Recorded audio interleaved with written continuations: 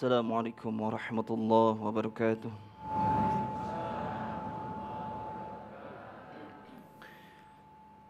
أعوذ بالله من الشيطان الرجيم. بسم الله الرحمن الرحيم.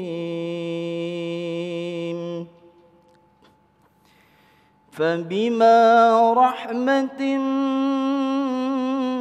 من الله لنت لهم ولو كنت فظا غليظ القلب لانفضوا من حولك فاعف عنهم واستغفر لهم وشاورهم في الأمر فإذا عزمت فتوكل على الله إن الله يحب المتوكلين.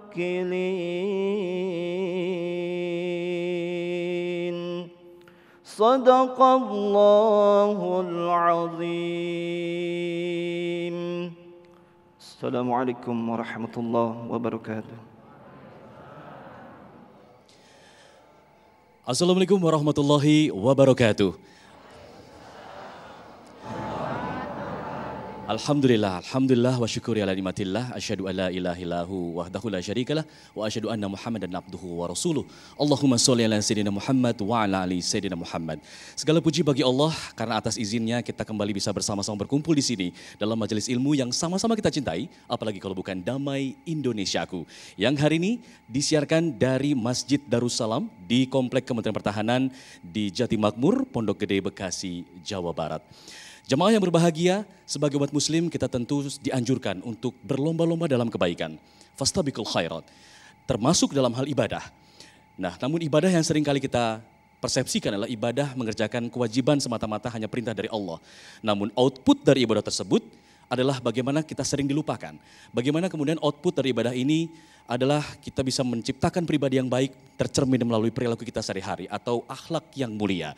Nah, inilah insya Allah yang akan menjadi tema kita pada hari ini, keutamaan akhlak dalam Islam, yang hari ini akan dibawakan oleh guru-guru kita yang sudah hadir di tengah-tengah kita. Ada Ustadz Aswan Fai dan juga Ustadz Arifin Nugroho.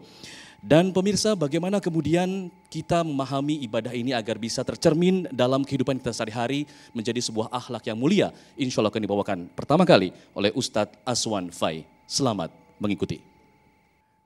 Bismillahirrahmanirrahim. Assalamualaikum warahmatullahi wabarakatuh.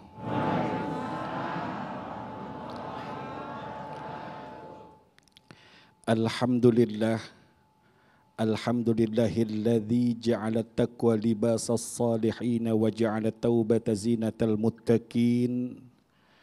Ashhadu an la ilaha illallah wahdahu la syarika lah, iyyahu na'budu wa iyyahu nasta'in.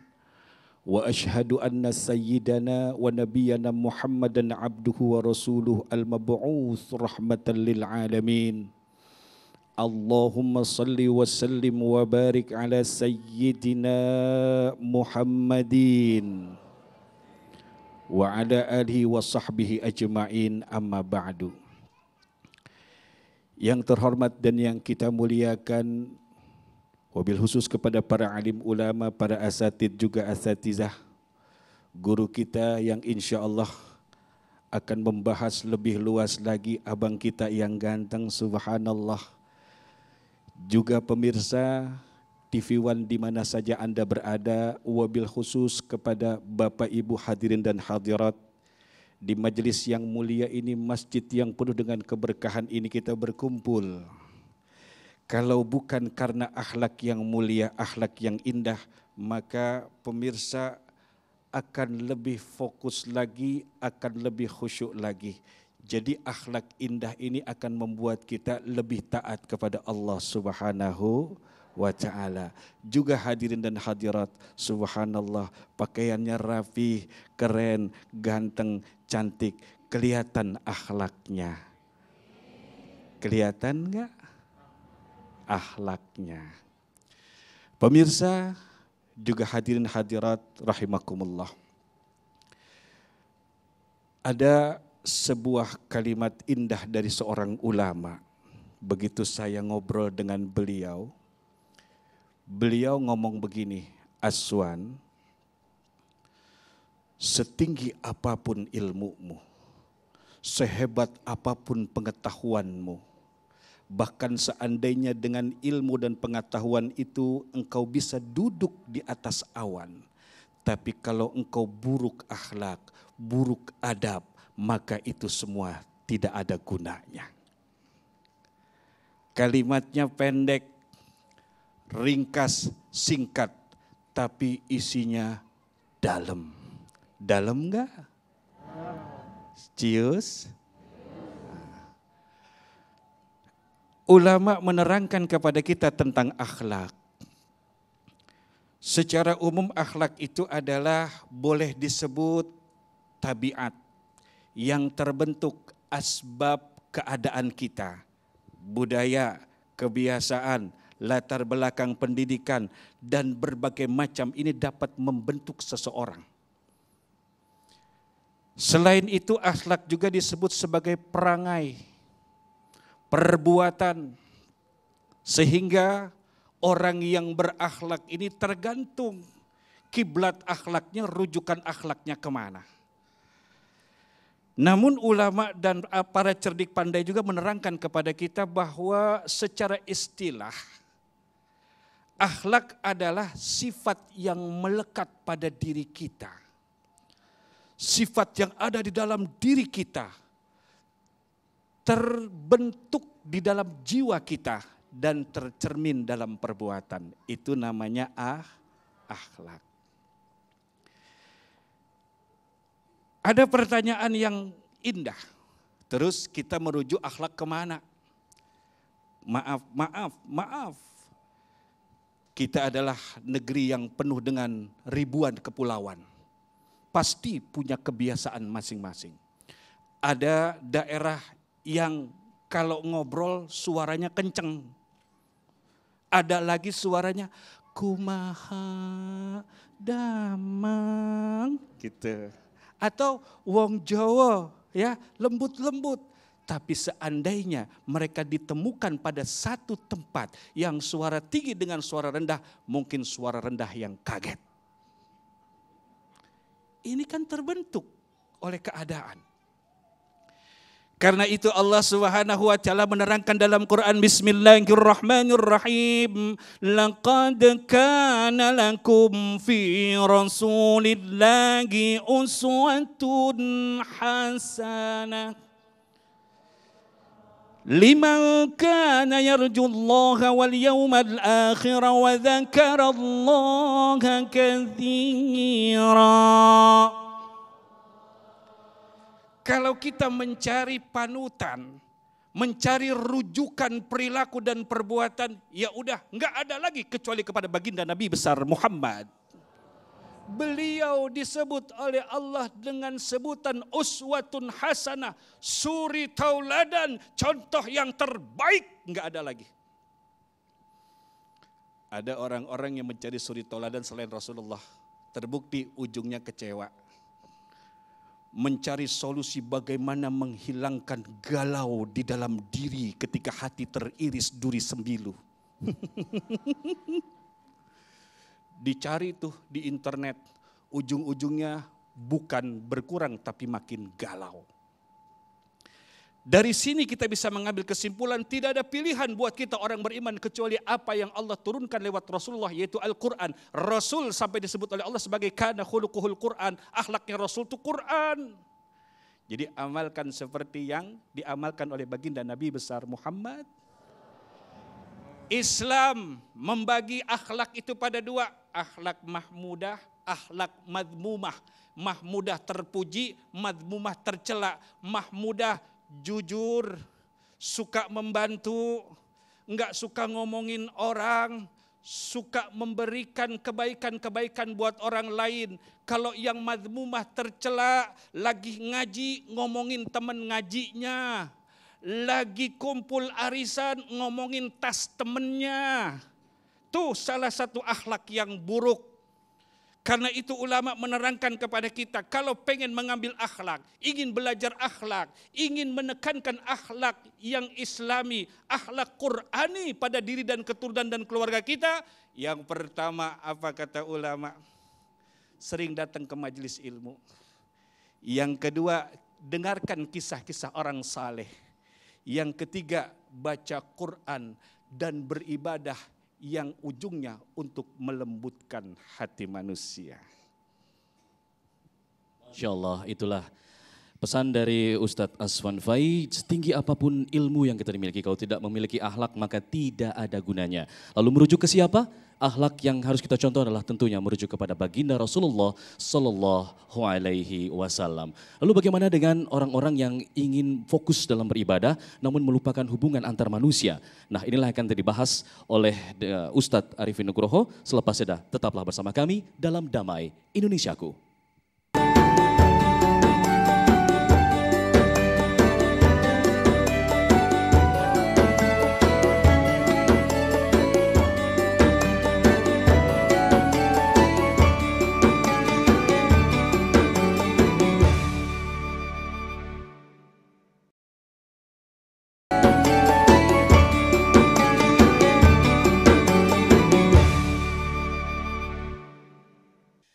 Alhamdulillah masih bersama kami dalam Damai Indonesiaku yang kali ini mengangkat tema mengenai keutamaan akhlak dalam Islam. Tadi sudah disampaikan dalam segmen pertama mengenai apa itu definisi akhlak. Lalu bagaimana dengan orang-orang yang mengutamakan beribadah, fokus dalam beribadah namun melupakan hubungan antar manusia. Bagaimana kemudian menjaga keseimbangan antara beribadah dan juga berakhlak. Insya Allah akan disampaikan oleh Ustadz Arifin Nugroho. Selamat mengikuti. Bismillahirrahmanirrahim. Assalamualaikum warahmatullahi wabarakatuh.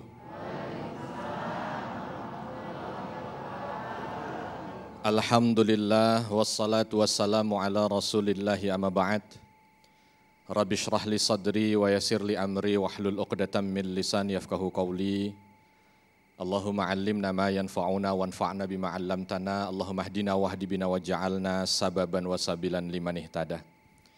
Segala puji hanya bagi Allah. Salawat dan salam semoga selalu tercurah kepada junjungan kita baginda Nabi besar Muhammad sallallahu alaihi wasallam. Ya Allah, alhamdulillah.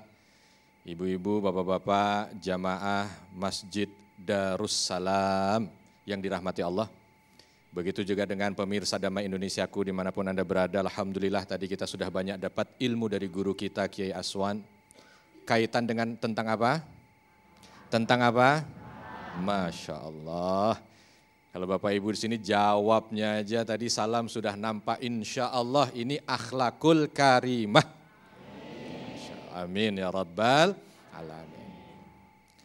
Bapak Ibu kalau jumpa orang sholatnya bagus, puasanya bagus, baca Qur'annya bagus, ngomongin orangnya terus, ngegosipnya nggak pernah putus, nyakitin orangnya. Kira-kira kalau jumpa orang begini gimana nih? Seneng apa enak? Seneng apa enak? Ada nggak orangnya di sini? Kalau nggak ada, alhamdulillah. Ini kita sebagai manusia yang lihat model orang seperti ini aja enak. Begitu juga dengan Allah Subhanahu wa Ta'ala. Maka pernah datang seorang sahabat Nabi SAW cerita tentang model orang seperti ini kepada Nabi SAW. Ya Rasulullah, andai ada di antara orang itu, dia sholat malamnya luar biasa. Sholat malam bukan sholat wajib, sholat malam. Artinya kalau udah sholat malamnya itu Masya Allah, tahajudnya Masya Allah, berarti sholat wajibnya Masya Allah. Puasa sunnahnya jalan, berarti puasa wajibnya, orang puasa sunnahnya jalan. Baca Qur'annya juga begitu.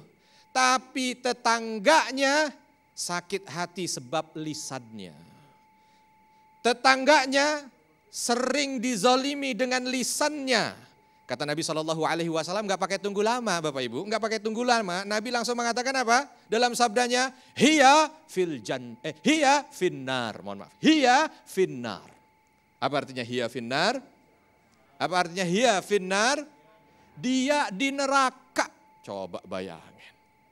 Dia di neraka. Padahal dia punya ibadah tuh. Qiyamul lail dia punya. Puasa sunnah dia punya. Baca Quran dia punya. Tapi yang tidak dia punya, akhlak. Ketika tidak punya akhlak yang baik, akhlakul karimah, dia tidak punya, neraka. Na'udzubillahi min. Apalagi yang sholat malam gak pernah, baca Quran gak pernah, puasa gak pernah, akhlak buruk. Berarti bagaimana tuh begitu? Udah langsung. Itu gak perlu dibahas. Maka dari itu kita perlu untuk koreksi kita nih. Udah gak usah jauh-jauh dah kita ngomong. Karena kita belajar buat siapa? Kita belajar buat tetangga apa buat kita? Buat kita. Bagaimana Allah hadirkan kita di majelis yang mulia ini seolah ini buat kita. Jangan kita merasa, wah kalau saya mah akhlak udah baik. Jangan, kalau orang udah ngerasa akhlaknya baik berarti dia sombong, penyakit Kalau ada penyakit hati berarti akhlaknya tidak baik. Itu dia. Udah anggap aja Allah memang. Kita hadir di sini kan bukan karena apa-apa, ini takdir Allah kan kita hadir di sini. Begitu juga pemirsa yang menyaksikan di rumah. Siapa yang bisa mengarahkan kita siang ini pencet channel ini untuk nonton? Jadi seolah ini teguran dari Allah kepada kita. Perbaiki hati kita, perbaiki akhlak kita. La yastaqimu imanu abdin. Tidak lurus itu iman seorang hamba. Hatta yastaqima qalbuh. Sampai hatinya ini lurus. Wala yastaqimu qalbuh hatta yastaqima lisanuh. Tidak lurus hati seseorang sampai lurus juga lisannya. Artinya orang dianggap lurus di hadapan Allah Subhanahu wa taala ketika antara perbuatan baik kepada Allah Subhanahu wa taala dan kepada sesama manusia dia mampu untuk senantiasa baik. Yuk coba kita koreksi ibadah kita. Kalau dilihat ini Masya Allah, ini wajah-wajah ahli ibadah semuanya. Ahli tahajud semuanya. Karena ahli tahajud itu ada cirinya Bapak Ibu. Kalau ahli tahajud lagi pengajian, itu mukanya beda. Beda mukanya. Ngantuk, bukan. Tadi malam tahajud. Coba bayang. Ini wajahnya wajah ahlul Quran semuanya ya Allah. Ya. Kuat berapa halaman sekali duduk baca Quran? Ya Allah, ada yang saking khusyuknya Pak, Bu, saking khusyuk baca Quran, saking khusyuknya 2 halaman, bukan tidur. 2 halaman nangis baca Quran. Begitu kita di sebelahnya, ya Allah ini jamaah khusyuk banget baca Quran sampai nangis. Begitu kita tanya selesai, ya Allah Pak, baca Quran bisa sampai nangis begitu, resepnya apa? Dia bilang bukan nangis Ustaz, apa? Pedas mata. Sebab udah tua mungkin, huruf pada lari-lari. Ya Allah, begitu aja masih terus dijabanin baca Quran. Ya Allah. Coba sekarang kita lihat, ibadah yang kita kerjakan, kita jadikan dia sebagai latihan memperbaiki akhlak. Bangun kita sholat malam, berat kita sholat malam, memperbaiki hubungan kita dengan Allah Subhanahu wa taala. Coba setelah itu kita coba pagi harinya hubungan kita perbaiki dengan sesama manusia. Baca kita kalam Allah sampai mata kita pedas-pedas. Coba setelah itu manusia mampu untuk ketika memandang kita bahagia dengan pandangannya. Lisan kita terus berzikir, lisan kita terus menyebut asma Allah. Coba besok lagi, jangan sampai dari lisan ini yang sudah memuji Allah Subhanahu wa taala tersakiti hati manusia. Karena pada prinsipnya semuanya adalah latihan. Kita mampu memuji Allah Subhanahu wa taala, kenapa sulit memuji orang? Ini jangan sampai ada orang yang kalau orang itu ketemu dengan dia takut. Kenapa? Sebab kalau ketemu dengan dia pasti sakit hati. Udah lama gak ketemu. Begitu ketemu pertama, lama banget gak ketemu, sekarang hitam banget ya. Nah, ngomongin orang. Ini lisannya dengan zikir harus bersih. Sehingga orang ketika mendengar perkataan kita bahagia dengan apa yang keluar dari lisan kita. Wallahu a'lam bishawab.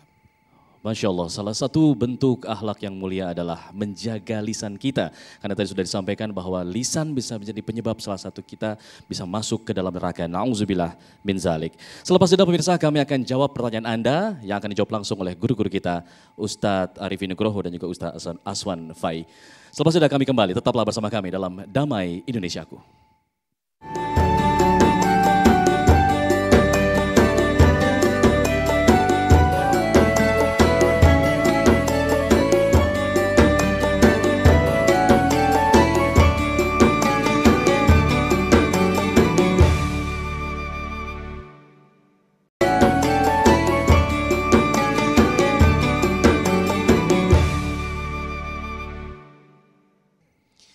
Alhamdulillah masih bersama kami dalam Damai Indonesiaku, dan di segmen kali ini kita akan menerima pertanyaan dari Bapak Ibu hadirin yang hadir pada hari ini di Masjid Darussalam. Untuk pertanyaan pertama saya akan serahkan kepada Bapak Sri De Pranoto, jamaah dari laki-laki di sini, silakan Pak.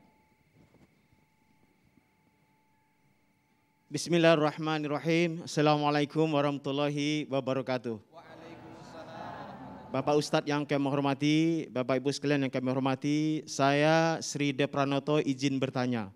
Begini Pak Ustadz, bagaimana akhlak kita dalam bermedia sosial, terutama dalam mengomentari WA, membahas WA atau menjawab WA, biar teman-teman kita tidak tersinggung dengan WA yang akan kita kirim. Terima kasih. Assalamualaikum warahmatullahi wabarakatuh. Waalaikumsalam warahmatullahi wabarakatuh. Pertanyaan yang sangat penting karena kita mengalaminya sehari-hari Ustadz. Pertanyaan pertama, Ustadz Aswan silakan untuk menjawabnya.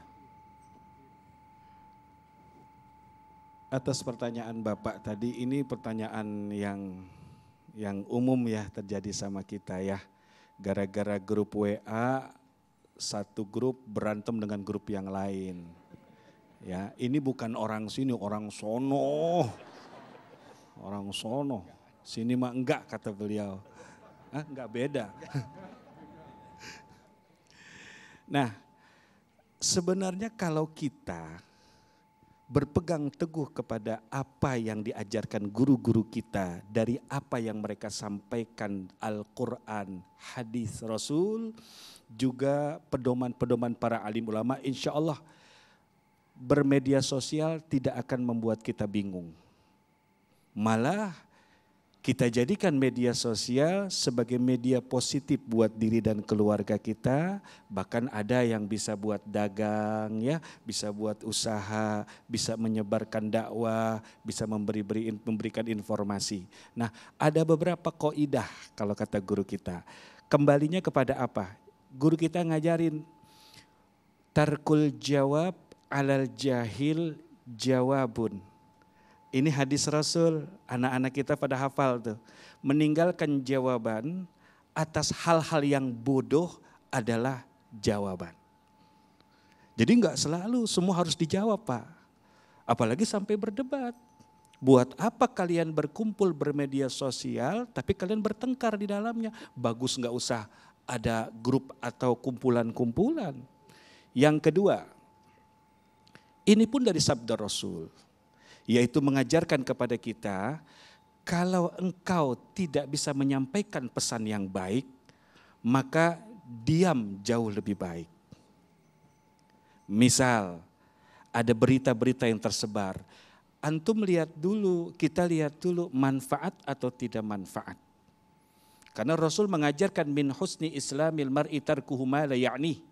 Kata Rasul, di antara kebaikan Islam seseorang adalah dia punya komitmen meninggalkan hal-hal yang kurang bermanfaat. Ini sebaliknya Kiai, tidak bertolak belakang, tidak berantem, tapi asik semuanya. Saking asiknya itu main WA 4 jam. Ini yang disebut oleh ulama, hal-hal yang tidak bermanfaat namun melahirkan dosa adalah berlebihan pada sesuatu yang halal. Jangan. Ya, main catur boleh tidak? Boleh. Tapi kalau main catur dari jam 8 pagi sampai jam 4 sore, Main bola boleh tidak? Boleh. Tapi main bola 2 hari nggak pulang ke rumah atlet, bukan ikut SEA Games, enggak. Ini disebut berlebihan pada hal-hal yang halal. Jadi berhati-hatilah, semua ada pada kita. Karena itu seperti yang tadi disampaikan beliau, ya, kembali kepada hati kita. Itu aja Pak ya. Masya Allah. Termasuk untuk para pengguna media sosial yang mungkin lagi ramai sekarang Ustadz. Joget-joget di media sosial. Ini seperti apa akhlaknya? Beliau aja yang jawab. Baik, nanti saya jawab ya. Nanti kita akan minta untuk dari jamaah wanitanya. Silakan, Ibu Dewi dipersilakan. Assalamualaikum warahmatullahi wabarakatuh. Yang saya hormati Bapak Ustadz serta Bapak Ibu jamaah sekalian. Nama saya Ibu Dewi Rusmanto. Pertanyaan saya, bagaimana cara kita menanamkan akhlak yang baik di era milenial ini, terutama di dalam internal keluarga kita. Demikian, wassalamualaikum warahmatullahi wabarakatuh. Waalaikumsalam warahmatullahi wabarakatuh. Pertanyaan dari Ibu Dewi, berakhlak dalam keluarga. Silakan Ustadz Arifin. Jazakumullah khair. Izin Kiai. Gimana, ini pertanyaan bagus banget. Ini 2 pertanyaan yang Masya Allah luar biasa. Mudah-mudahan mencerahkan seluruh jamaah yang menyaksikan Damai Indonesiaku. Gimana caranya supaya mampu untuk bisa menanamkan akhlak yang baik ya untuk keluarga, untuk keluarga. Kalau keluarga berarti orang tua yang berkeinginan untuk menanamkan akhlak yang baik buat anak-anak. Yang pertama, dan ini jangan sampai lupa, apa dia? Sebagai orang tua yang ingin punya anak yang berakhlak yang baik, satu, orang tua harus lisannya nggak pernah capek doain mereka. Pokoknya ada kesempatan di mana doa mustajabah hadir, jangan lupa nama anak-anak kita. Doain mereka. Alangkah banyaknya mereka yang bisa sukses bukan karena anak itu punya kemampuan. Dia bisa sukses bukan karena anak itu punya sesuatu yang bisa dia banggakan. Tapi dia bisa sukses karena punya orang tua yang lisannya nggak pernah capek doain dia. Itu satu. Doakan anak-anak kita. Karena ini harta paling berharga yang kita miliki. Yang kedua, supaya bisa menanamkan akhlak yang baik pada mereka, awali dengan kita. Jadikan kita sebagai suri tauladan mereka. Sebagai orang tua bagaimana mampu untuk tampil di hadapan anak dengan akhlak yang baik. Jangan mau ngajarin anaknya nggak boleh bohong, orang tuanya. Tok tok tok, Assalamualaikum, Waalaikumsalam. Apaan? Ibu ada, ntar ya. Masuk ke dalam. Mak ada yang nyari. Siapa? Itu. Bilang, mama nggak ada. Kata mama nggak ada. Lah dia bohong. Ngajarin sama anaknya, jangan kamu bohong ya. Coba bayangin. Jangan bohong tapi bohong. Bapak pengen anaknya itu kalau sholat jamaah rajin ke masjid. Datang bapak pulang dari kantor jam 5:30 hampir maghrib. Dia lihat anaknya nonton TV, dimarahin sama bapaknya. Enggak tahu apa mau maghrib, nonton TV. Siap-siap berangkat masjid. Anaknya langsung buru-buru ambil sarung, bapaknya nyetel TV. Anak jadi nggak masuk itu di otaknya, ini mau bagaimana? Maka gimana caranya kita mampu untuk bisa menanamkan suri tauladan yang baik dengan anak kita? Yuk kalau kita pingin anak-anak kita baik dengan kita nanti di hari tua, sekarang tunjukkan di hadapan mereka bagaimana kita mampu untuk berbakti pada orang tua kita. Jangan suami istri berantem gara-gara pengen bantu orang tua, ya, didengar sama anaknya, oh begitu ya caranya, nanti terekam itu. Pokoknya harus. Selain memang kita melakukan kebaikan karena Allah, tetapi dalam rangka untuk mendidik anak-anak kita. Ada seorang ulama yang melahirkan ulama. Ini keluarga ulama ini. As-Subki ini keluarga ulama. Beliau nyampaikan dalam Tabaqat Asy-Syafi'iyah. Sang anak jadi ulama besar, dia ceritakan bagaimana ayahnya dulu didik beliau. Mulai dari umur 3 tahun itu ayahnya selalu bangunkan beliau jam 2 malam. Selalu bangunkan beliau jam 2 malam. Belum bisa ngapa-ngapain anak 3 tahun, ayahnya yang ngajak main itu anak. Ayahnya ngajak main itu anak. Terus sampai besar, sampai beliau akhirnya sekarang faham.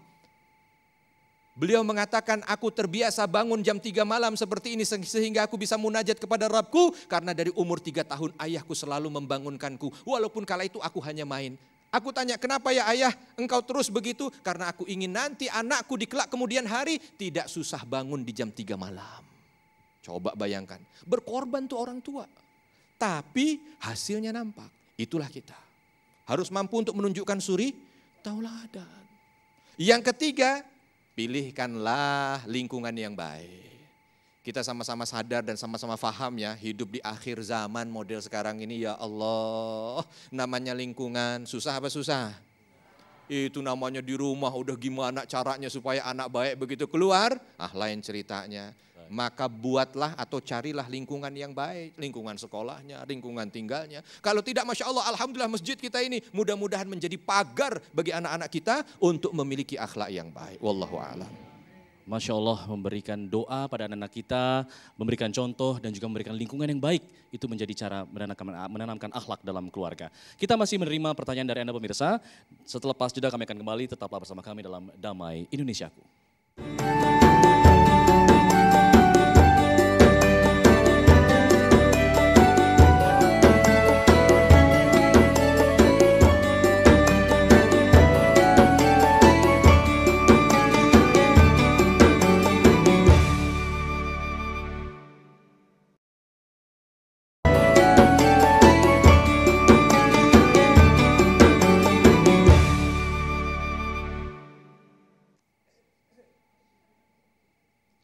Kembali lagi di Damai Indonesiaku, kita akan kasih kesempatan 2 jamaah lagi untuk bertanya kepada guru-guru kita. Silakan, siapa yang mau bertanya? Saya ada Bapak Abidin. Bismillahirrahmanirrahim. Assalamualaikum warahmatullahi wabarakatuh. Nama Abidin, Jamaah Masjid Salam. Izin Pak Kiai, beliau ketua kami dan guru kami terkait dengan akhlak. Harus izin sama beliau. Pertanyaan kami, apakah masih ada akhlak yang sudah dicontohkan oleh Nabi, tapi umatnya sekarang masih ogah mengerjakan? Karena zaman sekarang, sadar atau tidak, banyak yang mengidolakan. Sedangkan Rasulullah sudah mencontohkan bahwa ini loh akhlak saya. Demikian Pak Kiai, terima kasih. Baik, akhlak Nabi yang sekarang mungkin ogah dilakukan oleh umat Islam pada saat sekarang. Ustadz Arifin silakan menjawab. Terima kasih Bapak yang sudah menunjukkan akhlak. Izin bertanya dengan kiainya dulu ya Allah, ini akhlak kan. Ketua DKM, ya Allah Kiai. Ini akhlak yang ditinggalkan ini juga. Bagaimana sekarang ini Nabi SAW menanamkan kepada kita untuk menghormati guru, menghormati ulama.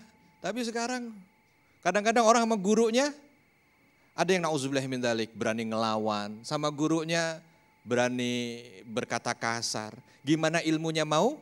Manfaat gitu. Makanya ijazahnya mah tinggi, ijazahnya mah banyak, nilainya mungkin juga tinggi. Cuman begitu dia praktek di tengah masyarakat jadi tidak manfaat. Kalaupun nanti mungkin memberikan manfaat sedikit, itu pun tidak berkah gitu. Makanya jangan heran banyak orang pinter, tapi kadang-kadang kita ngerasanya kok begini-begini aja. Harusnya namanya banyak orang pinter, kehidupan jadi baik gitu kan. Tapi ternyata tidak, salah satu Bapak. Akhlak yang banyak ditinggalkan padahal sudah dicontohkan oleh Nabi SAW. Ihtiramul ulama, menghormati ulama. Pas banget pertanyaannya, pas ada contohnya gitu. Alhamdulillah. Makanya ilmu enggak harus banyak, yang penting berkah. Kalau bisa banyak, alhamdulillah. Tapi jangan lupa berkah. Untuk dapat berkah, tolong hormati yang menjadi sebab kita mendapatkan ilmu. Buat kita ada 2 orang tua. Orang tua secara nasab yaitu siapa? Ayah ibu kita. Dan orang tua secara sanad siapa dia? Guru-guru kita. Wallahu a'lam. Menghormati ulama dan orang tua menjadi berkah dalam kehidupan. Terima kasih. Dari jamaah wanita silakan Ibu Khair untuk memberikan pertanyaannya. Assalamualaikum warahmatullahi wabarakatuh. Mohon bertanya Pak Ustadz, guru-guru kita semuanya saya hormati. dari pengajian Darussalam. Nama saya Kamilatul Khairiyah. Saya akan bertanya, manakah yang didahulukan, adab atau ilmu? Atau akhlak?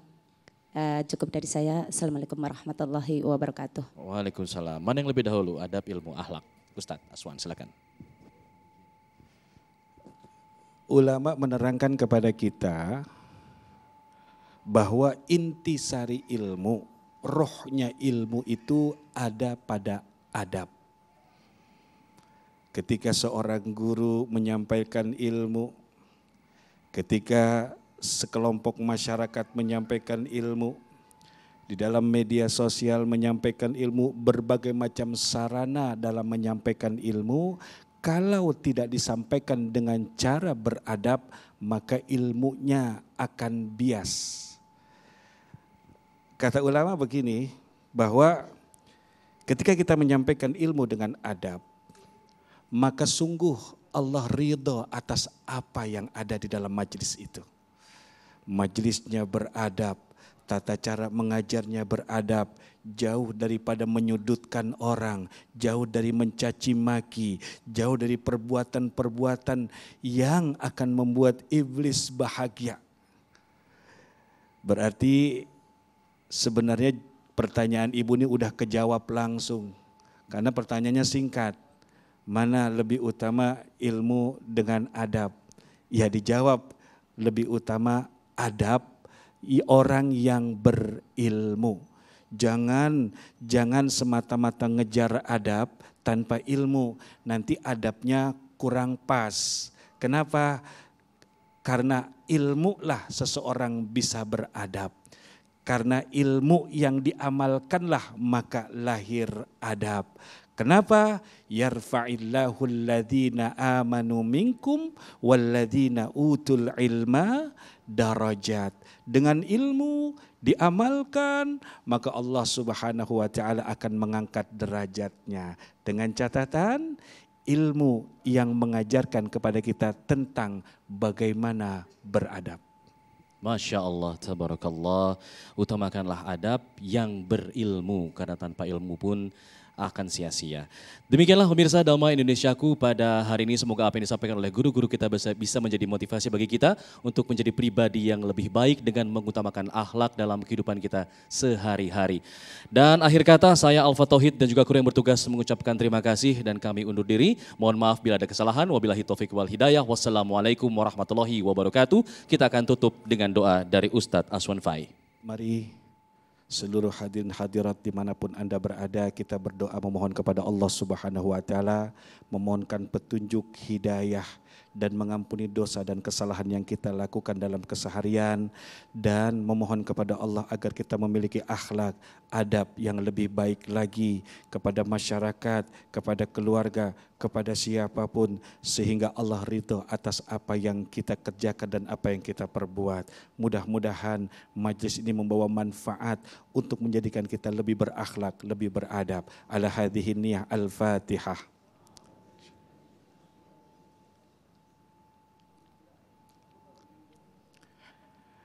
Amin amin ya Allah ya Rabbal alamin. Allahumma bihaqqil Fatihah wa sirril Fatihah.